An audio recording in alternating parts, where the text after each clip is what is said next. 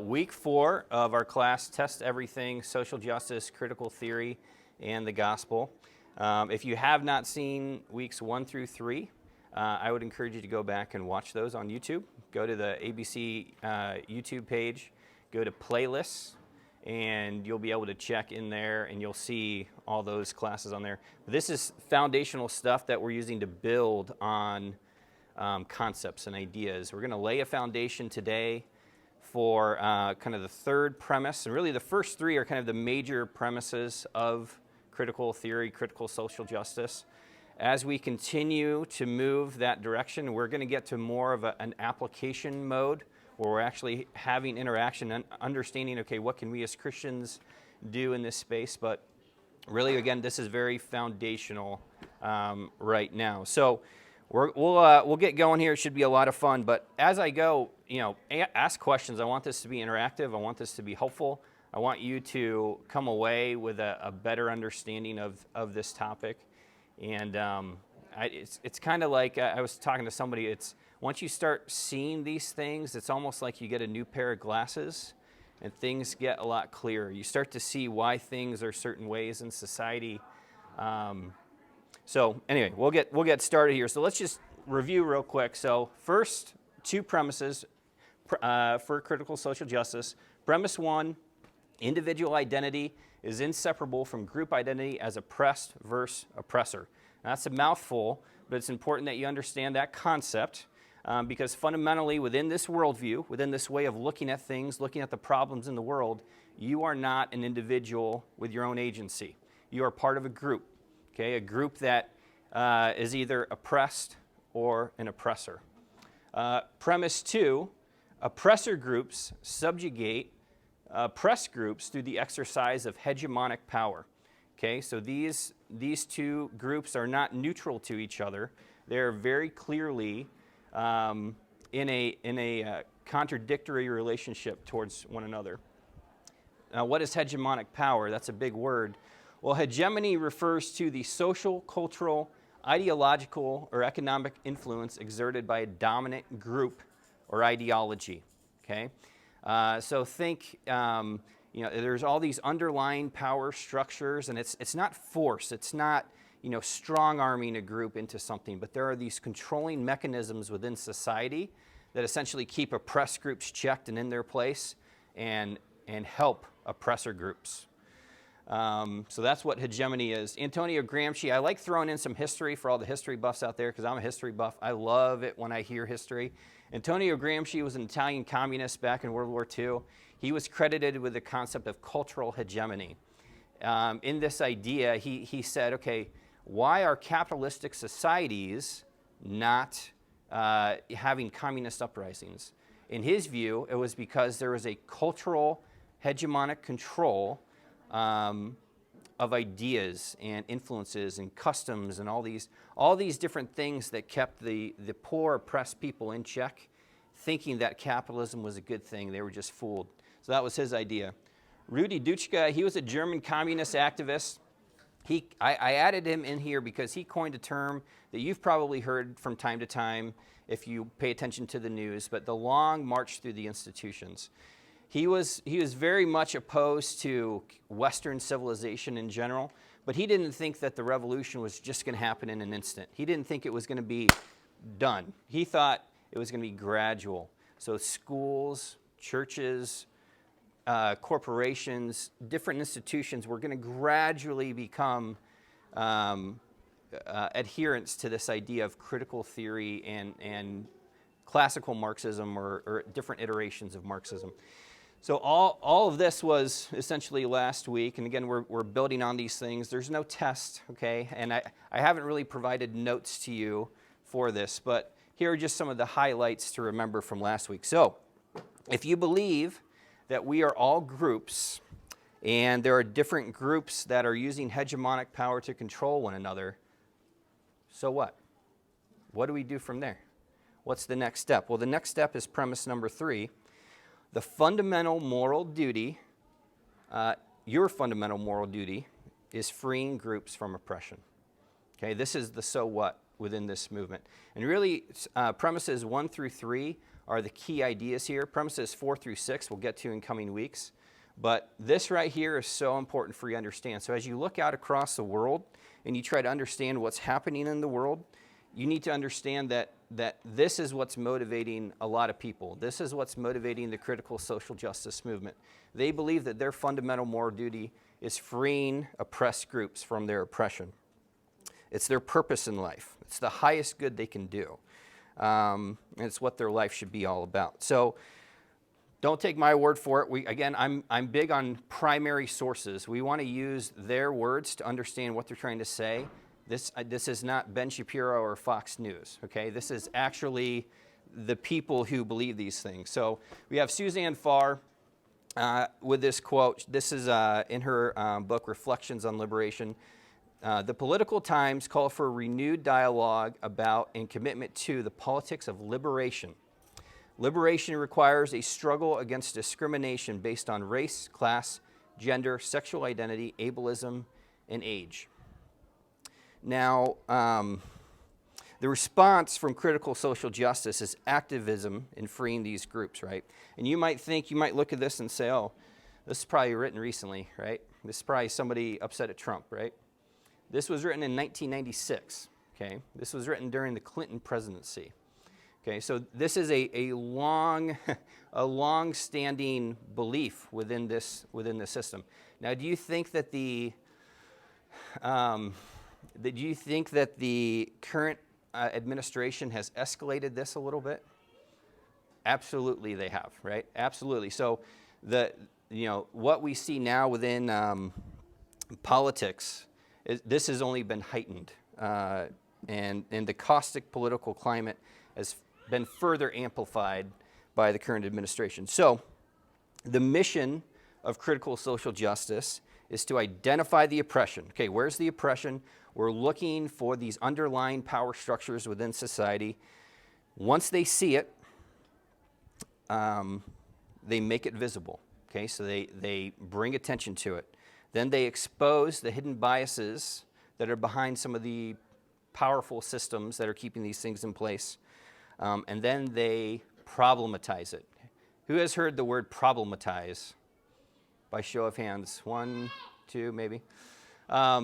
Problematic or problematize is this new word in the English language. We're hearing it all the time now. I feel like I didn't hear it 20 years ago. Maybe I just wasn't paying attention. But problematize or problematic has become a very key idea and concept within this movement. But essentially it means to disrupt something or to dismantle it. Okay, that's what it's talking about. If you're going to identify oppression, you're going to expose it, you're going to bring it to light, you're going to problematize it, that means you're going to try to disrupt it. Okay? So to become aware of oppression and privilege and domination and hegemonic power and all these concepts that we're talking about is to develop what they call a critical consciousness, okay, as opposed to a false consciousness. Two separate things, critical consciousness, false consciousness. False consciousness, we learned about last week a little bit. If you're paying attention, you remember that it's a way that oppressed people internalize and identify with the attitudes and the ideology of the dominant group. That's a false consciousness. It's almost like being blinded. It's like having a blindfold on to what's going on around you. Or another way to think of it is being asleep to the oppression that's going on around you. A critical consciousness, though, brings awareness. And all of a sudden, there's motivation to correct all these injustices. So if we look at a false consciousness, it identifies with the ideology of oppressors, it's blind to oppression, and it's content with the status quo. It's happy with the way things are. Critical consciousness is the contrast to this. It's a heightened awareness. All of a sudden, you're more aware of these things. There's more social analysis. You're trying to look at society, and you're trying to uncover the hidden biases and the hidden motivations of people. You're more civically aware, and you're more politically motivated as well. So a critical consciousness brings all these new ideas. It's like waking up in their worldview. It's that point in time when you now see the world for what it really is, with all its hidden problems that need to be corrected. So you may be picking up on some religious undertones here, right? Think through this. This is the origin of the term woke. Now, who has heard the term woke before? Raise your hands. Okay, lots of hands there, right? So it's become a bit of a pejorative. You hear conservatives use it almost to kind of marginalize or dismiss this viewpoint. But there is an origin for this term. So we look at, well, let's, again, going back to primary sources, let's look at this quote. The notion of going or getting woke or staying woke is defined as being acutely aware of racial and social injustice, not just awareness and acknowledgement of isolated incidents, but awareness from a position of understanding systemic and institutional racism. So systemic and institutional racism, that is going back to uncovering the hidden biases and the hidden motivations within Western civilization. We'll keep going. The notion of getting woke encapsulates the first stage of becoming an accomplice in addressing the system of racism. White accomplices should strive to be woke enough not to call themselves woke, and instead strive to embody this state of being by building with people of color. Be in a perpetual state of learning and be woke enough to know that you are never woke enough. So this term woke, it arose, like, where does this come from? It seems, like I said, there's religious undertones. There's parallels to being born again, you could almost say. But the term woke actually came from a song in 2008. So Erykah Badu, I don't know if any of you listen to her, but she has a song called Master Teacher. The song has some themes about equality and social justice, but in it she gives advice to the listeners of her song to stay woke and to repeat it over and over and over again. Now this term back in the 2010s, it really became more prominent, especially after the shooting of Michael Brown in Ferguson, and you started to hear it as a slogan more and more. So there was an underlying system of racial oppression within America, and the battle cry was stay woke. And over time, woke came to mean almost the same thing as critical consciousness. Now, the ideas are similar enough with where they started out to be, but anymore, it's almost like they're the same thing. Yeah? I'm just wondering, how prevalent is this philosophical understanding in the average person who's protesting? I think there are elements of it. I think a lot of people get caught up in it. I think there are cultural, it's almost like, we talked about this a couple weeks ago, but if you compare it to Catholicism, okay? So in Catholicism, you have your cultural Catholics, you have your, I wouldn't say, I would say adherents. I would say people who believe it and they think about it and they're taking notes during the sermon, right? Then you have your priests and your people in the Catholic Church. And then down here you have your church tradition, right? Within this movement, there are a lot of people up in the cultural woke movement. And we see that right now. There are people who don't understand these ideas, but it's kind of the tide. It's where everything's moving to. And they just want to live their life. They don't want to be bothered. So what do? They go right along with it, right? So I don't think they really understand. Like if you were just to walk up to somebody that, says that they're a Black Lives Matter supporter, if you were to explain critical consciousness versus false consciousness, I don't think they would understand that at all. I would guess they hadn't heard about it unless they were sitting in a sociology class in some university. The point here, though, is I want to give you guys the understanding and give you guys the foundation of where this stuff comes from to know that it didn't just show up. There's a book right now out by Eric Mason called Woke Church, okay, where he's taking some of these concepts and trying to see, these are really Christian things. And I think there are problems with that. But that's very similar to what a lot of Christians even are doing right now with some of these concepts. So, it's a good question. So the idea here is seeing and becoming aware of dominance and oppression that arises from privileged groups in society and working to change those systems and bring those power dynamics to an end. So what are the implications now of this? Okay, so you have an experience, maybe you realize, I'm so unaware of racial injustice in our society, which frankly, there is plenty of racial injustice in our society. It does exist. But maybe you were unaware of it. Now you're aware of it, and now you're trying to learn about these things, and you're reading all these notions and these ideas. What's the next step within this worldview? Well, the next step is promoting political activism for many people.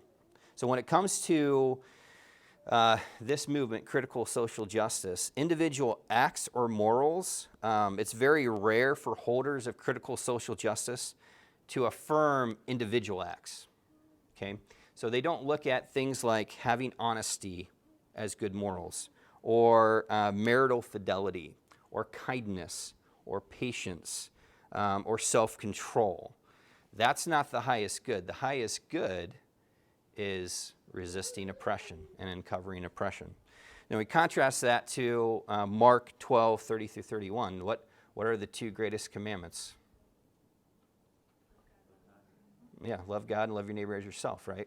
So within that, what do? Well, there are clear things, clear individual acts that we can go do to love our neighbor. That's not how they view their calling within this system. So even when you think about discussing things like money, so like it's very rare to find personal charity or donations discussed within this movement. That's not the point. After all, why donate to systems that are oppressive? Right? That's their logic. So the focus is not on individual acts of kindness and charity, but it centers around dismantling systems and structures which they deem unjust. And this has some serious implications. So the essence, basically, it's what are you going to put your political weight behind? That's the focus. It's not on what you're doing in your everyday life to alleviate suffering. It's not on volunteering at a soup kitchen on the weekends. It's not about adopting orphans. In fact, there's a lot of criticism for white people who adopt orphans of color. And it's not about volunteering in your community. The primary goal is overthrowing these oppressive systems. So just about everything is on the table to do that. And once those systems are gone, at least in their view, true equality will be equal, and they'll be able to work towards that. Yeah? Do you see this a lot, or is it talked about a lot in the Hispanic community? There is some. It's more in the academic realm. I don't know that I personally see it in the Hispanic or Latin community.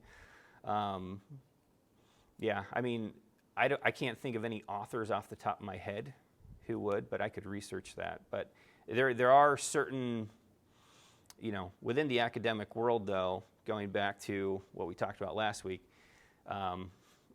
there are, I think that I used the example of the professor who had pretended to be descended from, I think, black people and Latin American people. And in reality, she was actually a white Jew from Kansas City. So that totally changed her world. But she saw value in identifying with a minoritized group.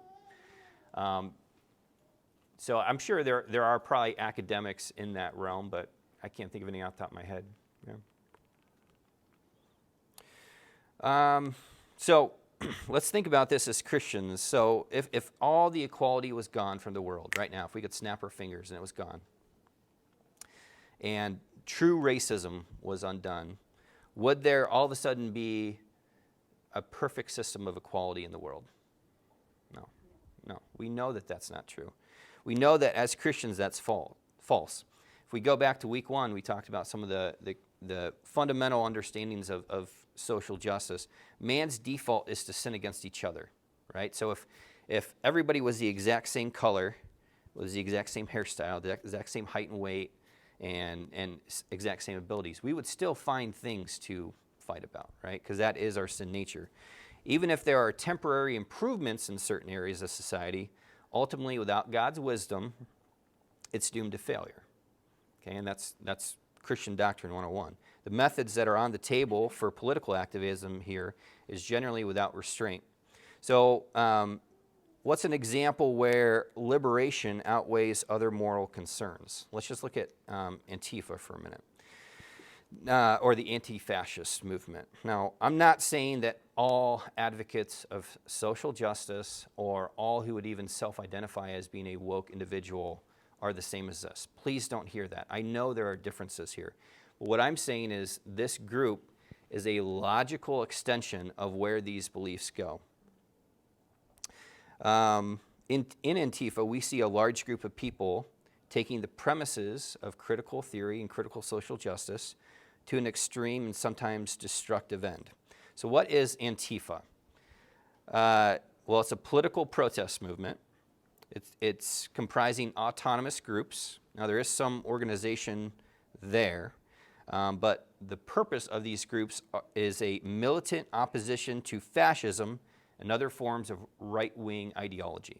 Okay, that's what Antifa is. You can go to their website, or you can look around online. You can find this information. But one of the leaders in this movement, he considers himself an academic and a historian, but his name is Mark Bray.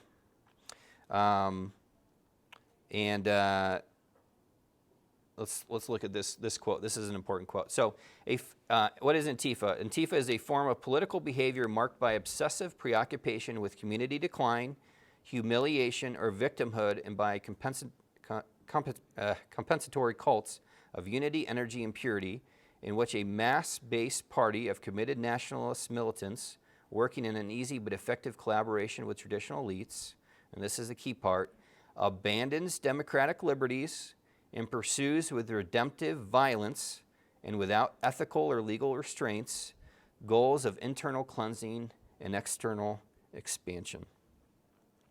Again, that's red part is the key part. They're abandoning democratic liberties and pursue with redemptive violence without ethical or legal restraints, internal cleansing and external expansion.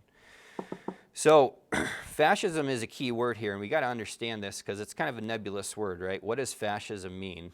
Actually, maybe I'll just ask that question. What if you had to try to define the word fascist? Could you do that? What does that mean? Any takers? Yeah. Absolute state control, where essentially you are a servant of the state as an individual. Okay. Yep. There's definitely some ideas there that are correct. Yep. Good. What else? YouTube can't hear you if you want to repeat it. What's that? Oh yeah. He said absolute state control. Right. That was it. Yeah. Well, let's look at the dictionary definition of fascism. So, fascism is a form of dictatorial power that it is ultra-nationalist in orientation, forcibly suppresses opposition, and provides strong control of all aspects of society, usually through collusion between state and corporations. Okay? That's the dictionary definition. Now, in history, we have examples of fascist regimes. What's kind of the standard fascist regime within history? Nazi Germany, yep. Mm-hmm. Yep. Mussolini. Yep, Mussolini in Italy, yep. He was certainly one there. But the idea is state control. The idea is collusion between states and corporations. That's the traditional definition of fascist. Okay, well, I can get on board with being against that, right? Oh, does that make me anti-fascist? Well, we got to, again, this goes back to definitions. We have to understand what they mean when they say fascist. So what is fascism? Fascism, within critical theory, is anything that supports or maintains oppression or things that could eventually lead to oppression, and that can include a whole long list, okay? Capitalism, conservatism, police, order, civil society, science, classical liberalism, meritocracy. It can also include systemic and institutional racism, whiteness, anti-blackness, sexism, misogyny, heteronormativity, homophobia, able normativity, ableism, fat phobia, thin normativity, transphobia, cis normativity. Goes on and on and on and on and on. Okay? So a lot of words there. But it's quite the list. But essentially, if you support any existing structures within society, you are fascist. Because these things could eventually lead to full-blown fascism. So you don't have to be, you don't have to want complete control of everything to be called a fascist. If you support any of these things, that could eventually lead to fascism, thereby you could be a fascist. Yeah. Who are the leaders of these groups? Because, I mean, I feel like most people that would assign that to themselves are just people who don't really like the current administration. But there has to be like a leadership that has a more philosophical view on that definition Yeah. and develop the organization around it. Yeah. So the question is, who are the leaders of the group? So the leaders, there's extensive networks of leadership within academia. Okay. So, and primarily this is where it's coming from. It's coming out of the university. So, you know, depending on the various forms here. So, if we were going to go to racism, there are specific leaders of thought there. Okay. Kimberly Crenshaw, Derek Bell. Right now, Ibrahim Kendi is incredibly influential when it comes to racist and anti-racism, as well as Robin DiAngelo. She's kind of more of the, in their view, she'd be more of the like the pop version of anti-racism, but she certainly seems to be very loud in her voice and influence right now. So I would say in each of these areas, different scholars are almost incentivized to find additional ways, right? So if you can make a name for yourself, so like fat phobia and thin normativity, this is a burgeoning area of focus right now within critical social justice, to the point where some will even say if there was a pill that everybody could take and instantly you could lose, you know, be at your perfect body weight, they would call that a fat genocide. Because it's not about, again, not about who you are as a person, it's about the group that you're part of. Or if, let's say, you know, you were deaf and they had a surgery that could give every deaf person their hearing, they would call that a deaf genocide because it's about the groups, right? So each of these groups have this, almost this, it becomes a ecosystem where they're trying to find additional ways to work through these ideas. But yeah, so if we think through this list here, by definition, conservatives are fascist, right? Why? Because conservatives would advocate for conserving parts of society that they deem good.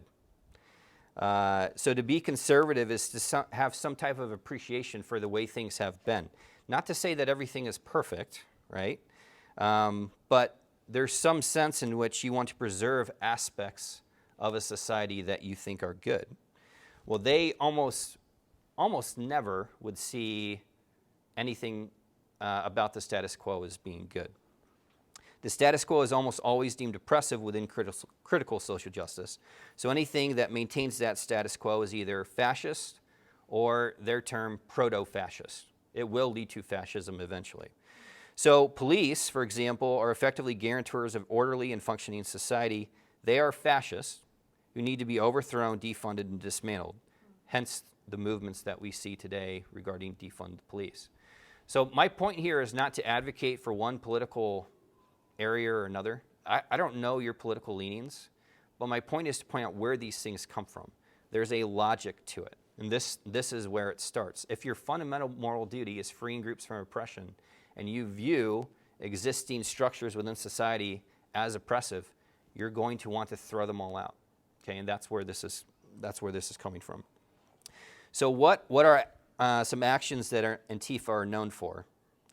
Well, especially this year, we've seen that, right? Looting, destroying, protesting, assaulting others in some cases. But in their worldview, they are the righteous ones. Okay? They are just because they are fighting oppressive systems that they deem worthy of devotion in tearing down.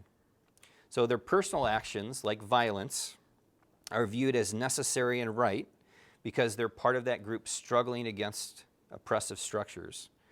So they are in a very extreme sense, fulfilling their fundamental moral duty of resisting oppression.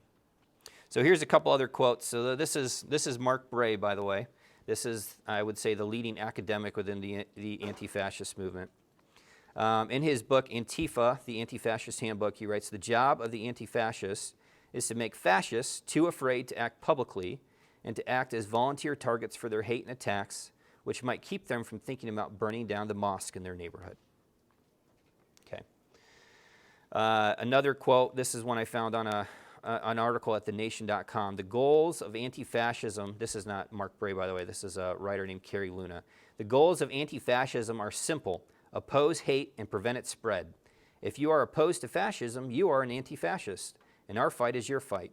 As a favorite chant at these anti-fascist rallies goes, we are many, they are few. We need to prove that nationwide.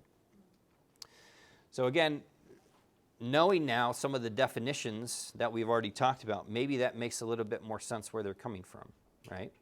And maybe you start to see, okay, well, the goals of anti-fascism are simple: oppose hate and prevent its spread. Well, by definition, if you're a Christian who views sexual morality in a traditional way, you are part of a hateful group, and you're trying to spread that, right? So that's where this movement is coming from. So silence out of fear here is a primary goal, and there's really no room for debate because they view fascism as an evil to be destroyed, not something to be debated with. Okay. Is everybody tracking with me so far? Any questions or yeah? So it seems like their goal, like you're saying, is to tear down oppression, what they view as oppression. But is that the final goal? Is that the end goal? Because you had mentioned like that is this utopia their ultimate goal, or you mentioned equality as the goal. But I almost see that their efforts in the long run make them become oppressors. Mm-hmm. Yeah. So it seems sort of counterintuitive. So what's the end goal? Right. The end goal, they believe that if they're able to, so the question is, what's the end goal of these groups? The end goal is either the elimination of oppression or perfect equity. Okay? And equity is a key word that we'll talk about in coming weeks, but equity essentially means equal outcomes for all, right? And there's positive and negative equity, and not to get all into that, but the idea is that there will be some type of utopia where if they just root it out and they slowly dismantle these systems, they can build something back that will protect against all the injustices that have ever been done. So do they have ways of measuring whether their liberation efforts can go to the oppressive side and not No. maintain? No, because they have no limits or no ways to measure that, and that's where, so they'll talk about equity. So the idea is, I think right now the black population within the United States is like 13%, something like that.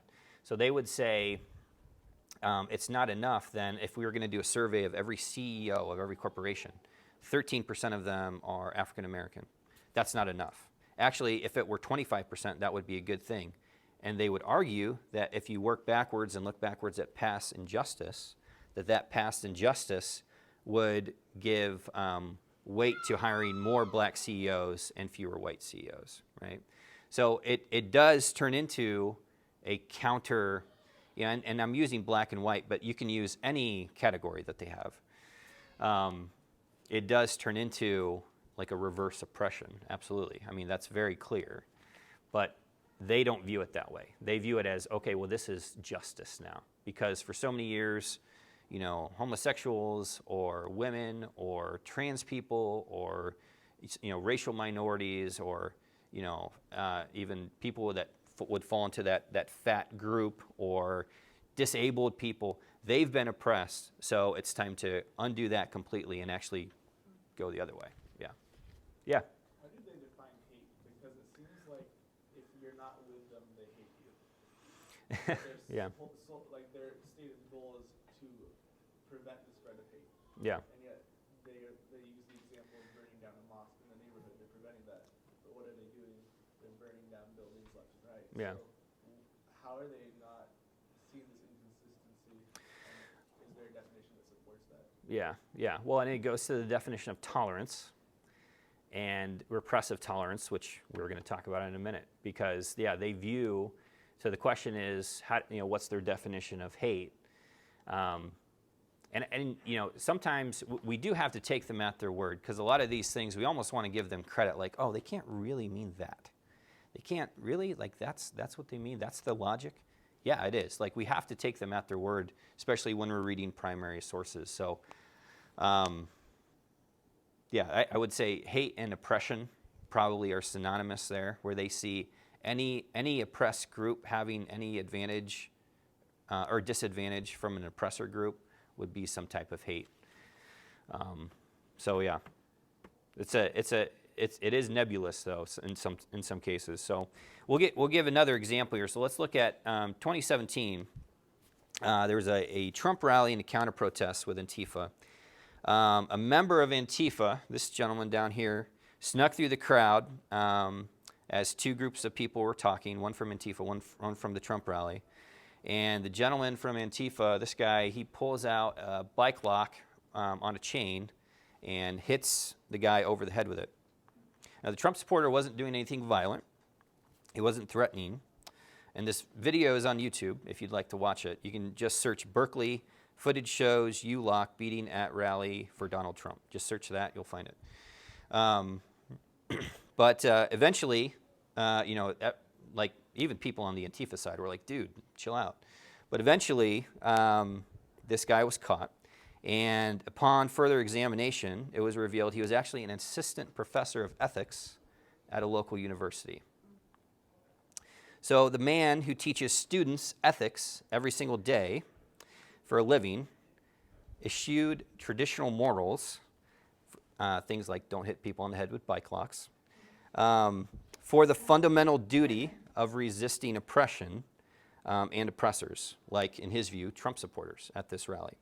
So now you may not like Trump and you may not want to vote for him, and that's not the point of this story, but the point is that they see those who have been radicalized in this belief view those things as right and good. They see violent means as legitimate and valid when resisting anything that they would deem oppression. So Antifa might have seemed like a extreme example in 2019. In 2020, though, right, we've seen this. And I'm not saying that every looter was Antifa. I think there were lots of opportunists within some of the riots this year who just wanted a new TV or a new pair of shoes or just want to watch the world burn. But there's no question that Antifa escalated these tensions, and you see the natural progression of these ideas. So if your fundamental duty is liberating groups from oppression, other morals go out the window in pursuit of this. Now, at this point, you might be thinking, man, well, everything I remember from growing up, listening to this side, it was all about tolerance. Tolerate that, tolerate this. It was all about tolerance. Like, what happens to this idea of tolerance? Let's spend a little bit of time on that real quick. So the standard definition of tolerance, I think most of us would agree, it's a willingness to accept behavior and beliefs that are different from your own, although you might not agree with or approve of them. That's kind of the standard definition. Within critical social justice, it's not the same definition. And you got to get this through your head to really understand. When they talk about tolerance, it's a one-directional tolerance. Okay, it's really accept behavior and beliefs that are different from your own as long as they are from an oppressed group. Okay, now where do I come up with this? Well, in this book, Is Everyone Really Equal? There's a quote here that says, the conclusion reached is that the realization of the objective of tolerance would call for an intolerance toward prevailing policies, attitudes, and opinions, and the extension of tolerance to policies, attitudes, and opinions which are outlawed or suppressed. Okay, so the definition is changing here. So what's being said? They are saying that you can excuse and encourage intolerance against members of dominant or hegemonic groups that disagree with critical social justice. But you must demand absolute tolerance for those who promote critical social justice. So tolerance of the oppressed is right, but tolerance of the oppressor is wrong, right? So it's one direction here.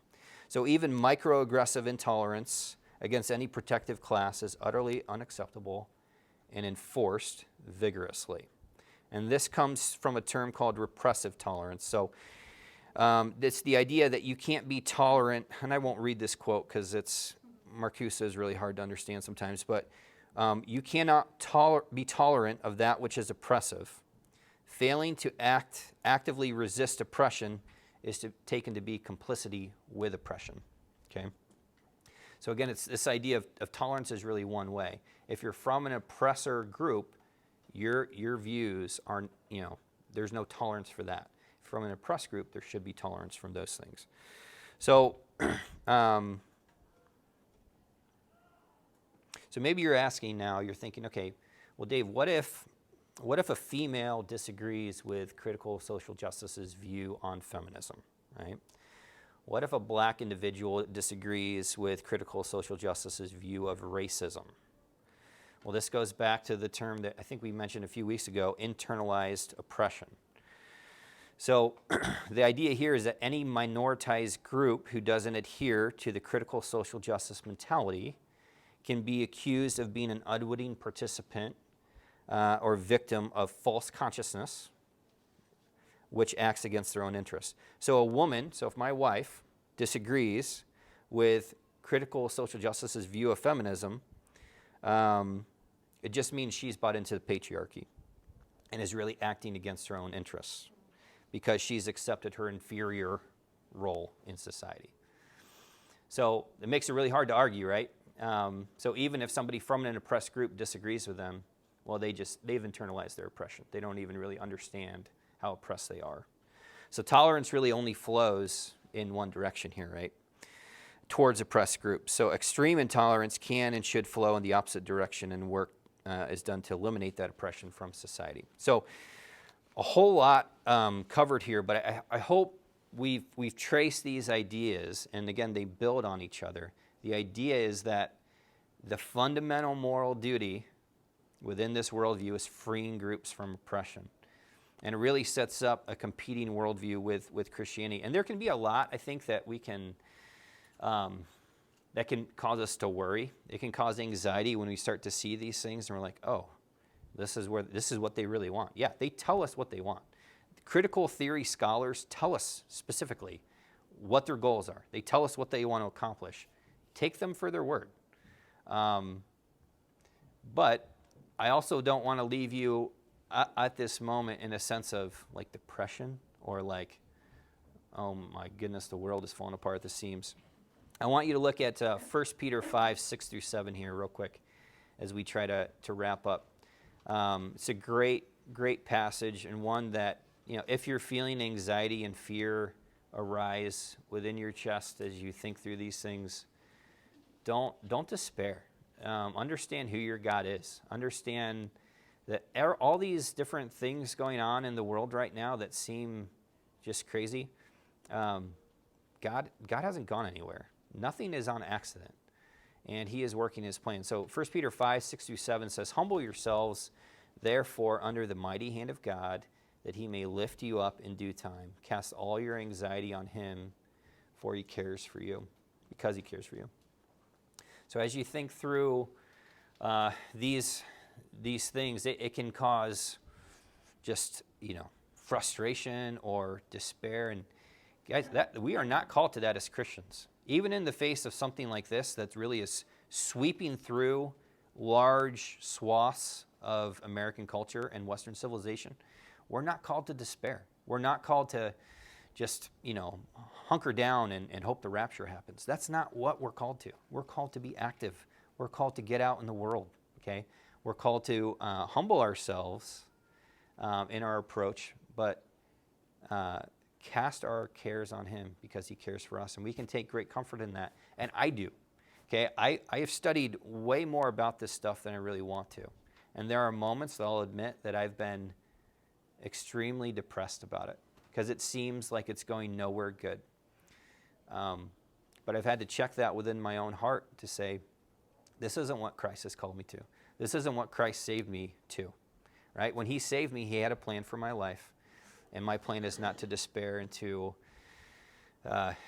get exasperated and throw my hands up and just go sit in my home and just wait for the day that he takes me home. I'm supposed to be active in the world, and so I hope that encourages you a little bit. But I wanted to try to end about 5 minutes early, because when the kids start running around, it's too loud in this room.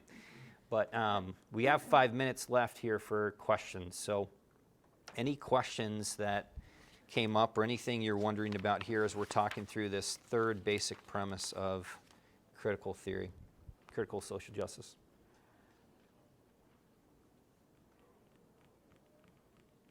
Aim?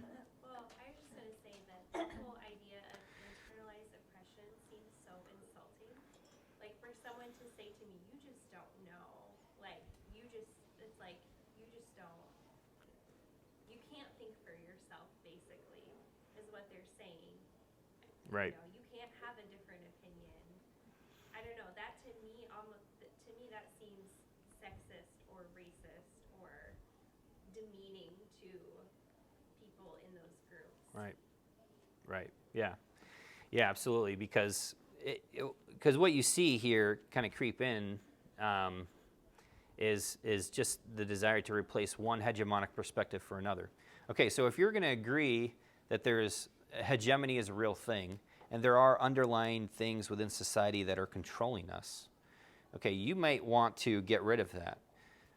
But what you're proposing to replace it would be the new hegemonic perspective, right? So you're not getting rid of hegemonic power, you're replacing it, but you're putting yourself in charge of that hegemonic power. Yeah, Daniel? That's something will be really interesting coming up with confirmation hearings for Amy Coney Barrett, because she's everything that is the opposite of this, where she's a married woman with 7 kids to adopt a bit of up color, and now she's reached the highest point she can in her field, and she's done it all in the face of these beliefs. So we're really interested to watch how she's attacked and viewed throughout her hearing. Yeah. Stuff as well, Yeah, so. yeah, and even so Ibrahim Kendi on Twitter, I should really stay off Twitter, I hate Twitter, but on Twitter he came out, and so Amy Coney Barrett, I think she's Catholic, I believe. She has, I think, 5 biological children, 2 adopted children, and the 2 adopted children are African. And looks like a wonderful family, wonderful, a lot of good things there. But on Twitter, Ibrahim Kendi accused her of being a white colonialist for adopting two black children, with the idea that, you want to replace their culture, you want to instill within this Western civilization hegemonic power perspective. And it's like, it just makes you shake your head. And he came under fire for it. A lot of people are like, see, this is, would you rather they stayed in abject poverty in an orphanage with nothing, right? And I don't know. That's a whole nother conversation. But yeah, it will be interesting to monitor that. But I'm not going to monitor it too closely for my own mental health. Dave, yeah. I'm wondering if, as we come across folks like that, and I appreciate Teresa's comment on it a little bit too, is asking people, what is your firsthand personal experience when you've seen that in your own life? And then secondly, how she's mentioned it, how do you measure that? And I think that kind of prompts people then to go back and really look at what am I voicing and where's my personality? Yeah. It's good, yeah. It's also interesting when you have this stuff up about Antifa that, they're even promoting things that have been shown to be unhealthy for people physically. But I guess, you had a list of things that they're trying to dismiss, and science being one of those, which is really Yeah. interesting to me. That I don't know if that's the way they justify, Yeah, well, supporting unhealthy. yeah. Well, next week we'll talk about lived experience and why that's their standard of truth. And that gets into the realm of epistemology. So how do we know what's true? That's a deep question to think through, right? How do we know if something is true or false? Well, our process of doing that looks completely different than this view. Yeah. It seems like they took all the worst things of secular philosophy and all the worst things of secular psychology and then mixed them together into one system. But it's persuasive to people, and there's a lot of people that, especially if you've experienced a lot of oppression, like genuine oppression, right? and you have something come along and it tells you this grand story and you get to be part of it. It replaces, I think there's a religious instinct within a lot of us, and especially for those who have rejected Christ and Christianity in the biblical worldview, this replaces a lot of that. And you see almost a religious fervor. So what's even more confusing then is to see Christians start to adopt some of these ideas. It's like you're going for the world to tell you what justice is. You don't need to do that. God has told us what justice is. All we have to do is read it, and we have to apply it, and we have to believe it. Doesn't mean the Christians have done it perfectly. In fact, it's good for us as Christians to be honest about that, because to try to defend Christians in the past who have made huge mistakes hurts our argument big time, and it's inconsistent for us to do that. But as we try to defend biblical truth, being honest about that, having an open dialogue is real key. And we'll get into some tips for how do we engage in these conversations eventually, because there are certain things I think you should do and certain things you shouldn't do. And I don't have all the answers, right? All the people that you guys interact with on a daily basis, some of them might be deep into this stuff, right? And some of them might be just going along with it. Some of them might not really like it but don't know why. Well, I want to hopefully give you some tools to engage in those conversations. And I'm not going to have all the answers, but I think it'll help you get further than if you hadn't had those answers. So, yeah. I was just going to ask, most people that hold the left views of, they deny that God's word is God's word. Right. And so what do you think is the best way to witness to those kind of people? Yeah, well, I think, We're running into more and more. yeah, absolutely we are. I think, I think listening is really, really key. I think, Scripture says, weep with those who weep, mourn with those who mourn. It doesn't say only do that when you understand why they're weeping, right? So as Christians, even going to 1 Peter 5, we are supposed to humble ourselves. Like there's something to be said for gaining other perspectives, of hearing other people's stories. And for some people, listening, like genuine listening to them, is the closest they've ever felt to being loved, right? I mean, what better way to show someone that you love them than to stop what you're doing and listen to their story? Now, that doesn't mean that their story is the objective truth, though, right? So I think usually the good first step, especially for people who have rejected God, is to show yourself to be someone who is willing to listen and is willing to pay attention and to show concern. But then from there, where the conversation typically, eventually it does have to come to Scripture, to say this is the foundation for truth and life. It's not in these ideas. These ideas eventually will eat themselves alive. And we even see some of that already.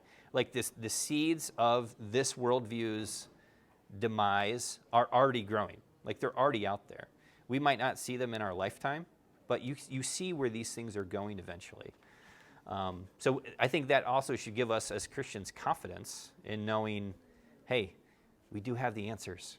Christ does have the answers. The Bible does have the answers. We got to know it. We got to be in our Scripture. So. I work with a lot of young people that are unchurched. And I had an encounter with a young lady that was 14 years old, and she kept taking God's name in vain. And so I said to her one day, I said, that offends me. I said, I wish, if you want to take someone's name in vain, use mine. Yeah. So then I said, she said, well, I'm not a very religious person. And I said, well, I'm not either, but I do believe the Bible. And I said, did you know that the Bible says that God will not hold him guiltless who takes his name in vain? And I said, someday you'll have to give an account for that. And she said to me, well, I'm okay with that. Oh. Okay. So we didn't talk about it. Good. Well, we are at the top of the hour. Thank you guys for your good attention, and we'll be back here next week talking about the fourth key premise of critical theory. You're dismissed. Thank you.